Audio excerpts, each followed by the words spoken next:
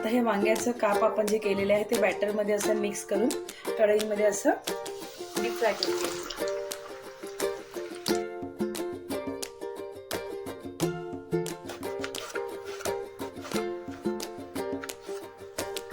लसूण, कोथिंबीर,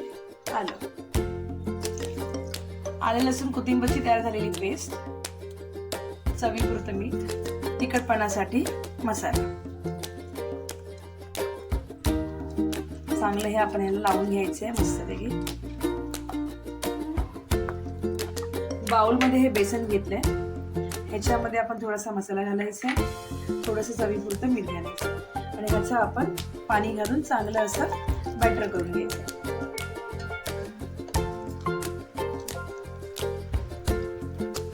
हे बॅटर चांगलं आपल्याला असं फेटून घ्यायचं आहे. जेवढं आपण चांगलं फेटून असं तेवढे आपले जे पकोटे आहेत ते चांगले असे फुगतात. त्याच्यामध्ये तुम्हाला सोडा वगैरे असं मिक्स करायची मग गरज लागत नाही. आता हे वांग्याचं काप आपण जे केलेले आहे ते बॅटर मध्ये असं मिक्स करून कढईमध्ये असं डीप फ्राय करून घ्यायचं. एक साइड आपलं तळून झाल्यानंतर आपण हे वांग्याचं काप दुसऱ्या साईडने तळण्यासाठी हे परतून घ्यायचं.